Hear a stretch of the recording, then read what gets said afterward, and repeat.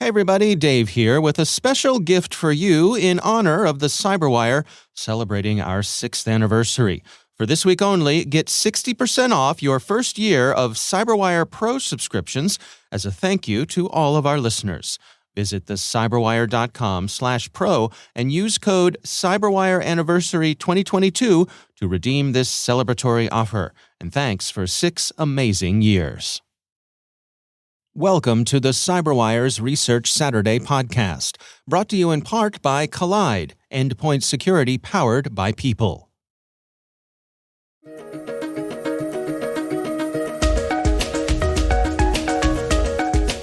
Hello everyone and welcome to the Cyberwire's Research Saturday. I'm Dave Bittner, and this is our weekly conversation with researchers and analysts tracking down threats and vulnerabilities, solving some of the hard problems of protecting ourselves in a rapidly evolving cyberspace. Thanks for joining us.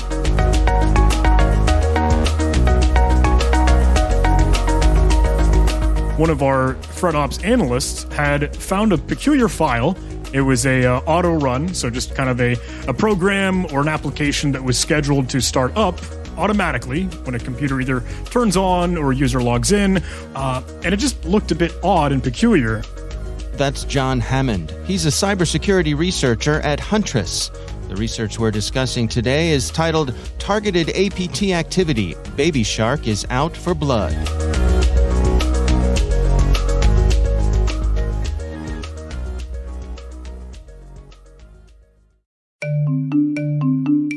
And now, a word from our sponsor, Collide. Collide sends employees important, timely, and relevant security recommendations for their Linux, Mac, and Windows devices right inside Slack. Collide is perfect for organizations that care deeply about compliance and security, but don't want to get there by locking down devices to the point where they become unusable. Instead of frustrating your employees, Collide educates them about security and device management while directing them to fix important problems.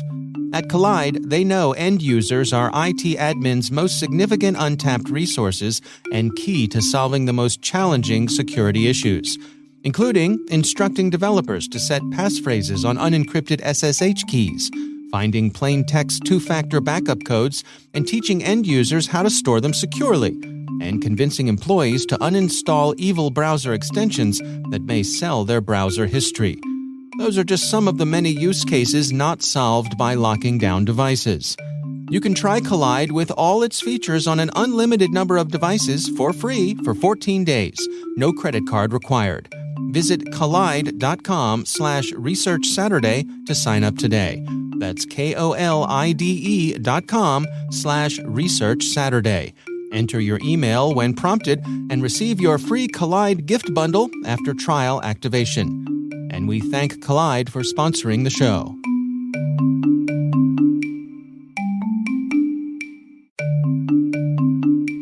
If you've spent a lot of time and money fighting automated attacks but still feel like you're losing the battle, you're not alone.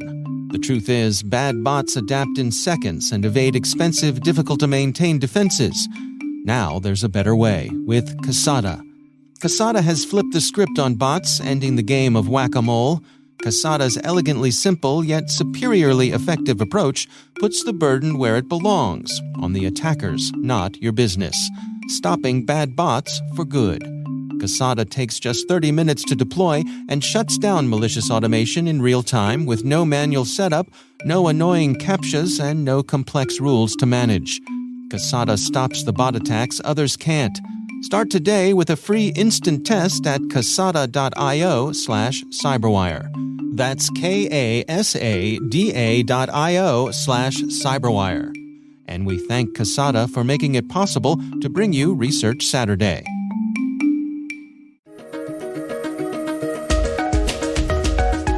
And interestingly enough, this auto-run file was reaching out to a Google Drive document. The analyst kind of kicked it over to some others on the team, and we started to explore this thing, and the Google Drive file looked empty. And that was just something to kind of scratch our heads over, but that's really where the story kicks off, is we have the seemingly empty Google Drive document. Yeah, I mean, I suppose there are two ways you could go with that. I guess on the one hand, someone could say, oh, there's an empty document, nothing to see here. But I suspect you and your colleagues being the way that you are, it probably grabbed your attention. Oh, absolutely. I mean, at that point, it's time to do a little bit of digging, a little investigative work, some detective shenanigans. And we noticed at the very, very top of the document, if you open a Google document up in your web browser, it includes the file name at the very, very top of viewing it in your web browser. And oddly enough, the file name for this, again, empty and seemingly innocent Google document was ginormous. The file name was long. It was scrolling all the way off your monitor. You had to use your horizontal scroll bar to kind of go check out the whole thing. And it was seemingly random. Letters and numbers and symbols and punctuation characters all over the place that didn't make a whole lot of sense for, hey, any human regular individual not knowing what they're seeing here. Right. So where did you go next? I mean, what was the exploration of this file? What did it look like? So the oddball stuff that we saw in that file name, again, massive, humongous string of text, but there were seemingly some like designating markers or just text indicators that would say, oh, the beginning or end of some special thing. It honestly had delimiters, John end and John begin, which probably made me laugh a little bit, again, being my first name. Right. But in between those delimiters and the markers there, it was more random data, but it almost looked like, okay, if there are these boundaries surrounding it, could that be some special, specific, interesting data? And it absolutely was. It was encoded in some way, but the original auto run, that file and strange application that we found first, would pull in this Google document and carve out from the file name those specific bytes and characters in between the delimiters. It would unravel this and extract out more code to execute and run. And okay, now we're starting to peel back the layers. Now we're digging into the onion, and now we'll start to see some malicious activity unfold. So how do you go about determining in what way is that string of text encrypted or I'm sorry, encoded? So truthfully, it's in twofold. We're digging into the code in the application that we found in that auto run. And I don't mean to get too nerdy here, so stop me if I don't know, maybe go overboard. But it was a Visual Basic script file, something that, hey, is human readable, at least plain text that we could make sense of without having to crack open a debugger or disassembler or really get into low-level machine code. We could see the deobfuscation routine, and honestly, just from doing some open source intelligence, some doing our homework and our due diligence, we could see, hey, others had seen a similar sample that had the John begin and John end strings. Looked like that was, an indicator of BABYSHARK malware, known as a malware strain out of DPRK that was targeting specifically like think tanks, national security folks that are thinking about, okay, what are the world situations wrong, armistice weapons, etc. Peculiar stuff, but now because we could decode what that original encoded code was, we could see, okay, what's next in the storyline here? Well, let's go there. I mean, what was next? Oh, so this is where I think it gets a little bit spicy and fun. Unraveling the next portion of code. Hey, maybe we could call that stage 2 if we were trying to stage 1, stage 2, etc. The next bit did some interesting stuff. It would end up creating registry keys. So, hey, adding more persistence mechanisms and being able to implant and hook into the victim computer. But probably the most interesting thing was that before it staged all those hooks and implants, it would check the current username of, hey, the individual using the computer at that time. And it would verify and check, hey, is this username, does it match the administrator? Or does it match an individual that we'll call Bob? Just for, hey, the sake of confidentiality, right? We'll call that person Bob. Sure. And this happened to be Bob's laptop, Bob's computer. And honestly, even the host name of the device matched the username. And it would start to tell us and indicate, okay, the malicious code will only execute and detonate if the user happens to be Bob. And just so I'm clear here, that's hard-coded into what they've done here. Absolutely. It was specifically targeting and looking for this individual just based off of a username. Wow. So you have that piece of information. It seems as though if it were me, they've got my attention now. Where do you go next? Well, hey, now again, we are starting to fall down the rabbit hole.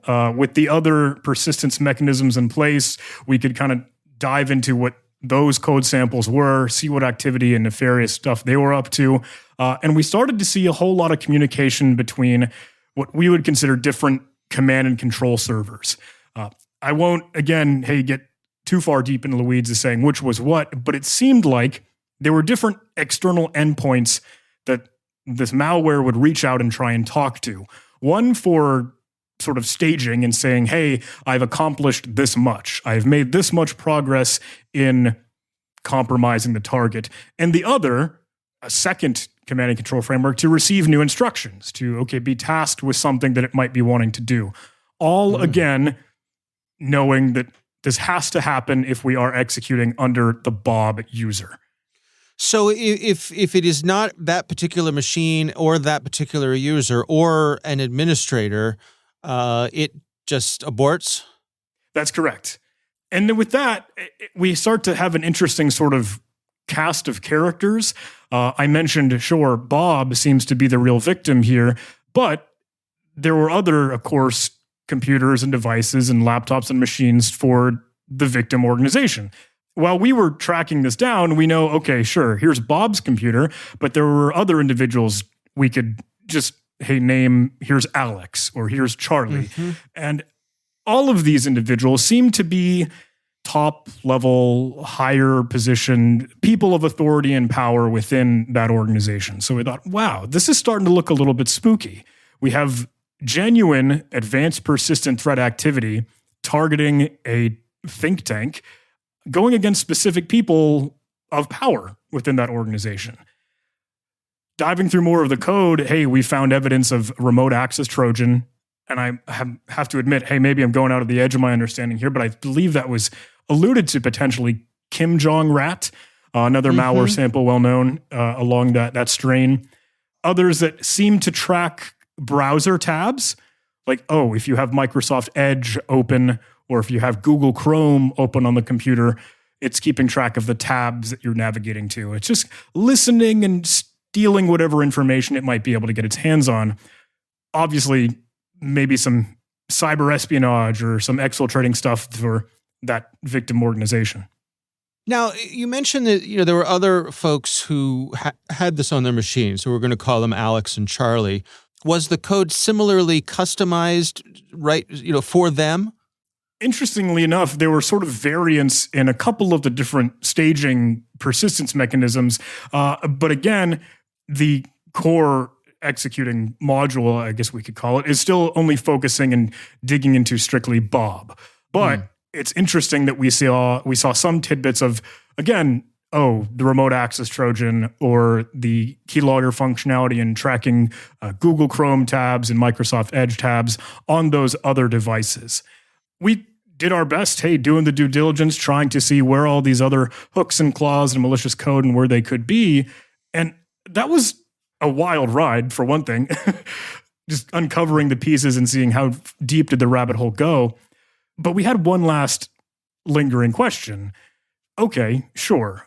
We've found this malicious activity, but we found it after the fact, right? Looking back at even the timestamps of these, this dates back to, I think, March of 2021. We had uncovered this in March of 2022. So, oh goodness, okay, that's been sitting there for a year at this point. Previous sightings and other observance of this BABYSHARK malware was actually previously in 2018 and 2019. So we thought, okay, this is pretty interesting. We're seeing new and current things, at least according to the previous security research. But how did this all happen? How did this original implant, how did this auto run, how did these persistence mechanisms happen and start to become implanted on the machine in the first place? Well, I mean, let's pull that thread. How did you go about rewinding and figuring out where that point of initial infection was? Thanks for asking. It's interesting because, sure, well, we were assuming and trying to uncover what machines were compromised out of the couple that we were investigating. Again, our cast of characters, Alex, Bob, and Charlie. Alex seemed to be the one that we would have the best luck investigating. And hey, that seemed to be online, and we were able to retrieve and work with the data that we could actually investigate.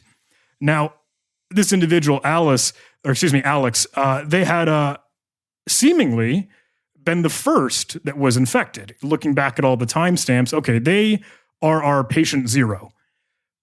And we were wondering, well, why didn't any of these security mechanisms, why didn't any of our preventive security efforts, antivirus or, hey, product XYZ, what have you, why didn't that stop this attack?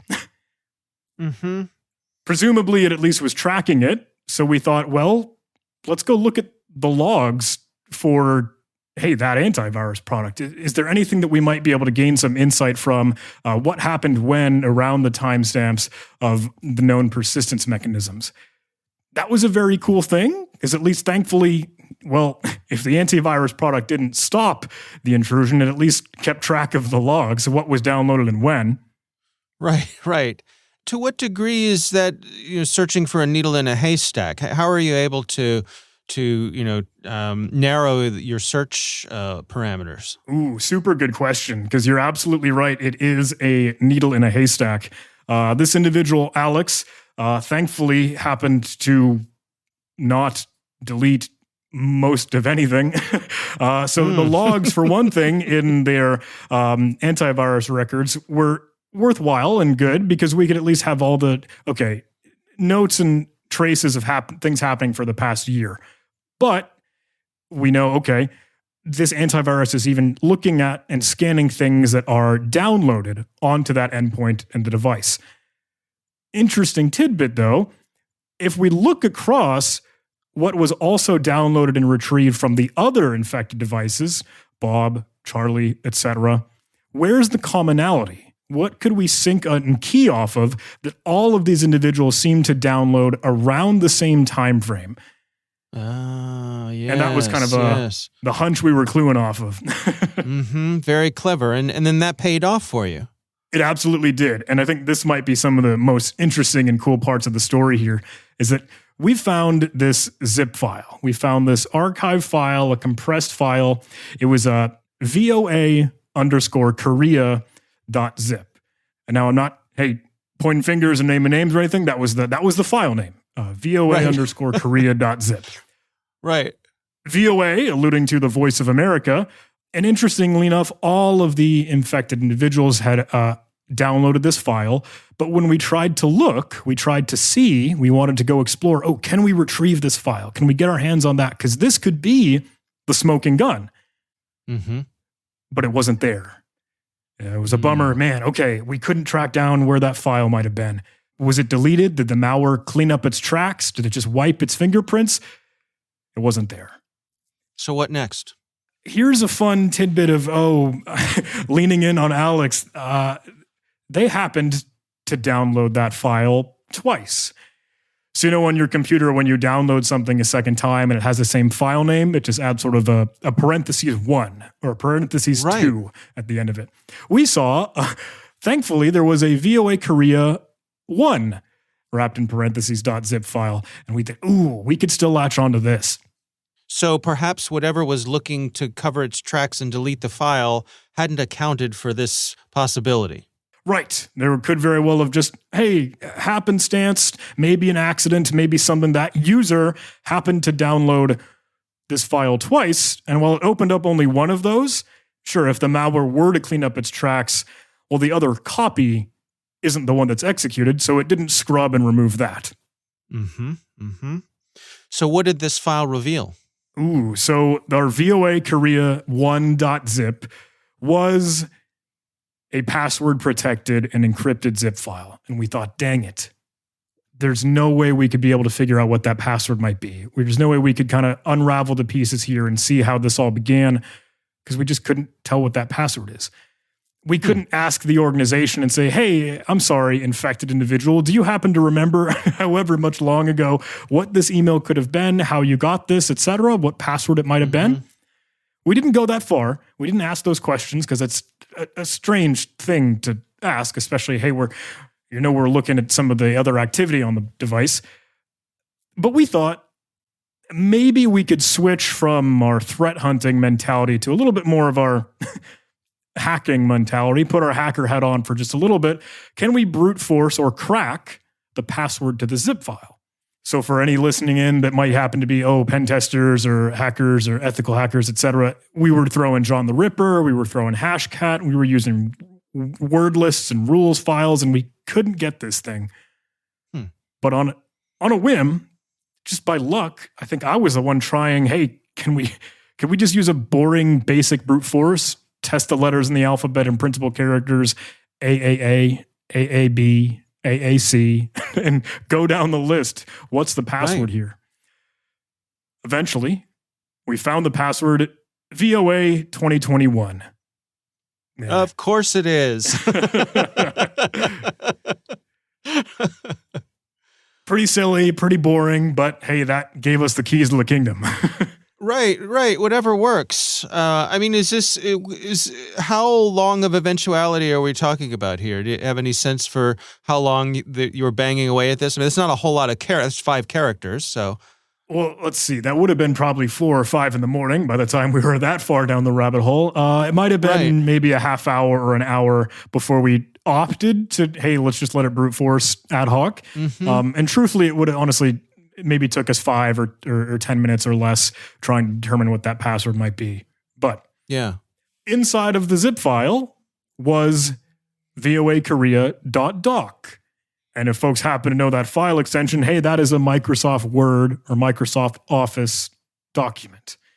And maybe this is where it all comes together, because our previous understanding was that BABYSHARK malware would be implanted by a phishing lure, a fish trick. Hey, an email was sent with a malicious Office document with macros enabled that could run and detonate code. And this looked like it was it. So we used a utility OLE-VBA, just a command line thing that would look for presence of macros. And this file, the document lit up like a Christmas tree. It was firing, hey, this thing is suspicious. This thing is critical, dangerous. This thing is awful malicious. You could see functions and code that would run, hey, shell commands or system commands or calling out to other C2 frameworks, etc., disabling registry values. And it was wild to see, and honestly a little bit of adrenaline rush when you're in the war room of hey, the Zoom call with all of our buddies, like, this is it, we found it. Now, a really interesting part of the story here is how you were able to track down the actual email that sort of kicked all of this off. I guess I should say the email exchange, because it was more than just one email. Oh, you're absolutely right.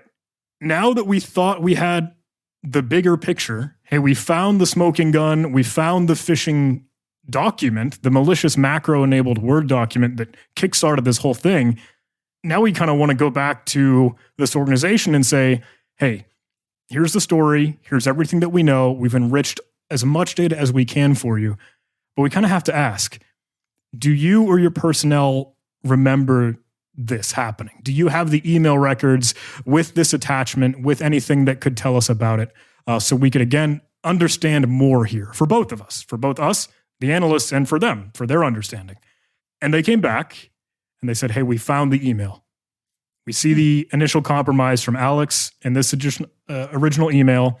And I think it's a very, very cool example of social engineering and deception and deceit from a threat actor.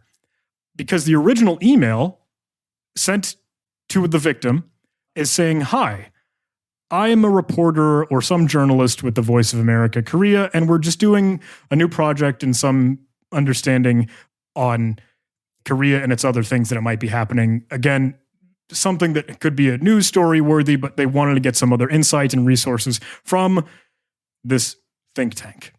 And this seems like an innocent enough ask because the victim comes back and just being friendly says, hey, absolutely, I'm more than willing to help. I'll try and get together with my team and I'll give you some answers to your questions as quick as I can. Mm-hmm. And at that point, there's nothing for that individual to really be concerned about. They are offering a file or information to them rather than just randomly receiving some oddball document off the cuff. Right. There's nothing that's saying click here or download this file at all. We're just in email right now exchanging information. I think this is a great example for, I guess, reverse social engineering, and that all of a sudden, next Alex will go ahead and send a response email that says, hey, I've compiled answers and I have something ready for you to review. I hope this helps. Happy to help or provide anything more. And then our threat actor, the bad individual, comes back and says, thanks so much. This is great. I've made some slight changes. I'd just like for you to have a final review before we work with this. I've attached a file for you to look through, and for security's sake, this file is password protected. Password VOA 2021. Coming full circle here. Of course, yes. Now, here's the kicker. Well, Alex, this individual, goes ahead and reads and downloads, of course, downloads twice, this document, works with the password, extracts and opens up the document. They go ahead, and there are two parts here that it might really be the kicker. They send and forward this over to their coworkers, right? Bob and Charlie, Bob being the alleged original victim and target. Get their review, get their permission, and carbon copy them in the email response that says, this looks great, feel free to publish or do whatever you need to do. All a ploy, all a scheme, obviously a trick, a mousetrap that our victim fell into. But if you look at the document, if you look at the real Microsoft Office, the VOA Korea.doc, we have a screenshot included in our research and blog that shows it is just a blue banner that says, hey, this file was created in an earlier version of Microsoft Office. You need to click enable content and enable editing for you to be able to see the true original document.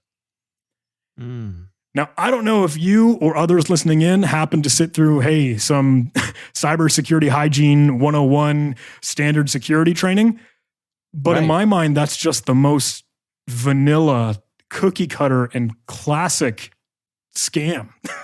That's the trick that says, hey, please click here to view this document. And just as you alluded to, like, hey, that was the kicker, but it turns out that's all it takes. That's all the advanced persistent threat needed to weasel their way in and do some real damage in cyber espionage for a year. Right. And you know, as you say, through this social engineering of biding their time, taking their time to establish a certain amount of rapport and trust with the victim, not going at them right away, but, you know, even, I suppose, stroking their ego a little bit by saying, you know, we're reaching out to you to share your expertise. Apparently, doing a little bit more digging and understanding of this whole thing, I believe that threat actor family, that whatever DPRK group, I think some folks have alluded to Kimsuki, I might be getting the pronunciation wrong, but the folks that deploy and use this BABYSHARK malware, as it's been known to be, they're very good at that. They're very good at setting the stage, having a little pretense and doing a sort of bait and switch to be able to fool the end user and deceive them. Hey, now that we've built up a, what is the word? Repertoire, something that says, you know, you can trust rapport. me. Yeah, rapport. Yeah. And then they trigger that clever malware detonation. Well, help me understand the amount of time that they were in the system. So if they're maintaining persistence for, let's just say, about a year or so, what changed that at all of a sudden at the 1 year mark, a warning went out, a flag went up, a flare went up that said, hey, something needs to be examined here? What did the victims change something in their security approach? What happened there? Well, I will be truthful and honest here, and I don't mean to come across like some sleazy sales guy, right? So please stop me if I ever get that semblance. But They were a trialing partner with Huntress. Huntress is where I work. I'm a security researcher there, and we do managed threat detection. And we look for the things that slip past your preventative layers of security, antivirus, other things you might have in place. It's meant to be a last layer of your security stack to catch the things that just fall through the cracks. This partner, this organization was running a trial, just kicking the tires, seeing, hey, would Huntress fit well with what we do? And we hunt for persistence. We hunt for those hooks, those implants, those claws where a threat actor and adversary maintains access, because we can key off of that and say definitively, there is evil here. Then we have human analysts, myself, others, the others that we're part of the story, understanding this thing, digging into it and enrich the data so we can come back to the partner and say, this is what happened, and this is how we can get rid of it. So when we hear folks in the industry talking about threat hunting, I mean, this is it. Here's a prime example of how it can pay off for you. Absolutely. Absolutely. And thank you for kind of teeing that up. I'm of a strong opinion, hey, you can't just kind of put your feet up on the desk and wait for the alerts to roll in from a SOC or a SIEM solution. You have to go out hunting. You have to go beyond the dashboard is kind of what I tend to say, where you're looking for evil, you're seeking it out, and you're trying to see what are these indicators of compromise? What is this weird oddball stuff that just isn't normal?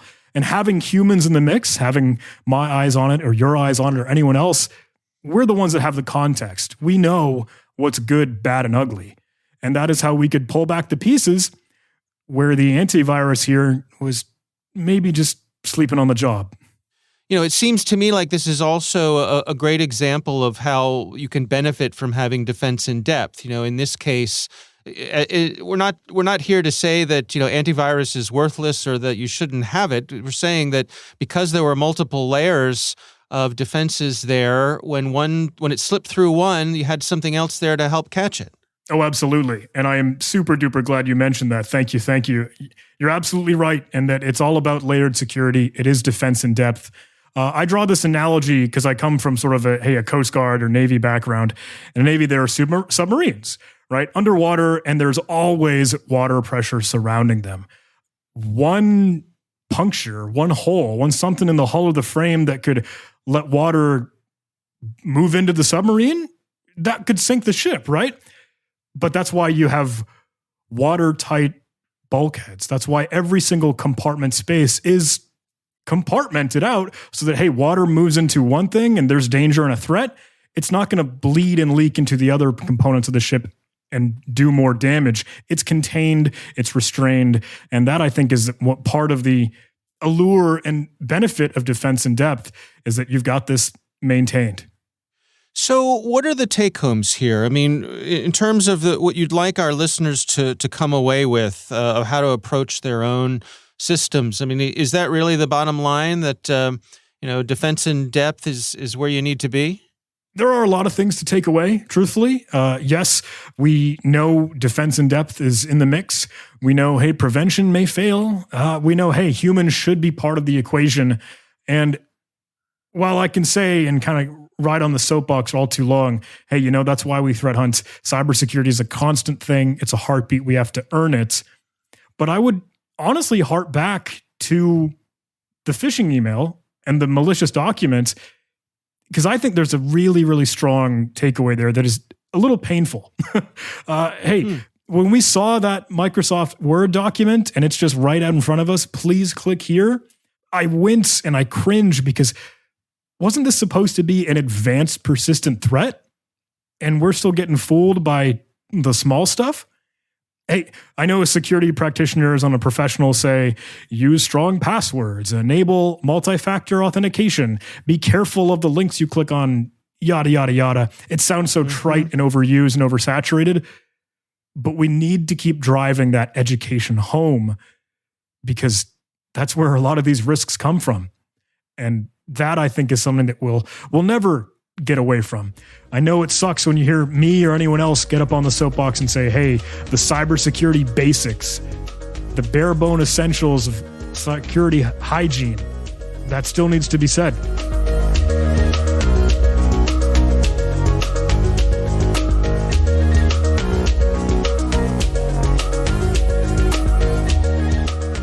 Our thanks to John Hammond from Huntress for joining us.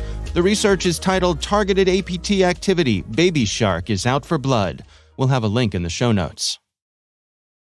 Thanks to Kolide for their sponsorship. If you have Slack, Kolide is the perfect solution to improve endpoint compliance while educating your employees about device security. Try it out for free at kolide.com/researchsaturday. Thanks to Casada for their sponsorship. To learn more about how Casada can help you stop the bot attacks that others can't, visit casada.io/cyberwire. The Cyberwire podcast is proudly produced in Maryland at the startup studios of Data Tribe, where they're co-building the next generation of cybersecurity teams and technologies.